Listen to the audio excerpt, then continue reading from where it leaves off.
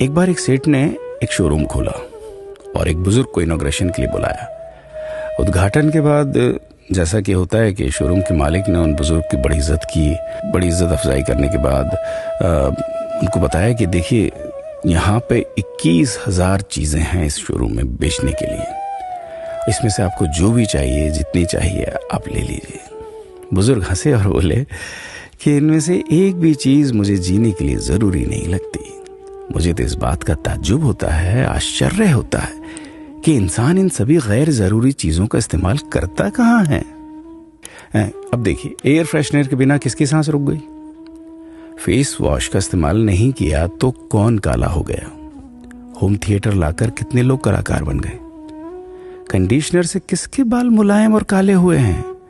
अरे, जो dining table use करते हैं, क्या उनके घुटने नहीं दुखते?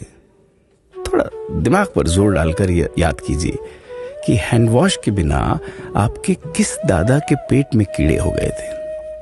अगर हम डीओ मारकर निकलते हैं तो क्या लोग हमें सूंघने आते हैं? एक्चुअल में तो हम सभी इस प्रकृति को चुनौती दे रहे हैं, वरना बुगला जो होता है वो शैम्पू से नहाता है क्या? मोर अपने रंगों को संवारने या बचाने के लिए कौन सा कंडीशनर या फेस वॉश इस्तेमाल करता है? कभी किसी बिल्ली को मोतियाबिंद होता देखा है?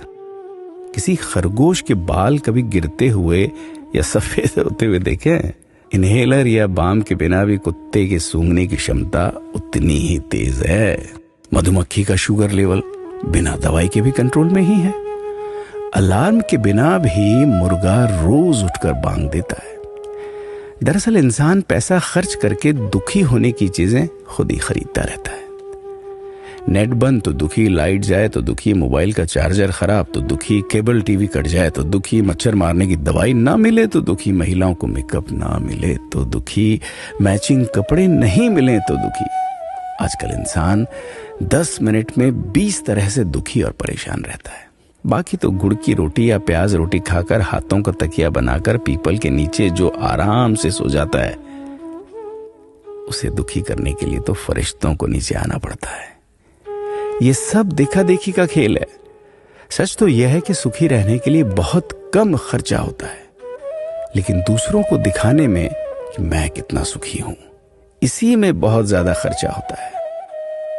जैसे जैसे सुविधाएं बढ़ रही हैं, दुखी होने के रास्ते भी खुलते जा रहे हैं। अगर आपको ये सब सच लगता है तो लोगों को जागृत कीजिए और फिजूल खर्च से बचाइए। दोस्तों, खुद सुखी होने के लिए खर्च कीजिए, दूसरों को दिखाने के लिए नहीं। हाँ, लेकिन अपना ख्याल रखिएगा।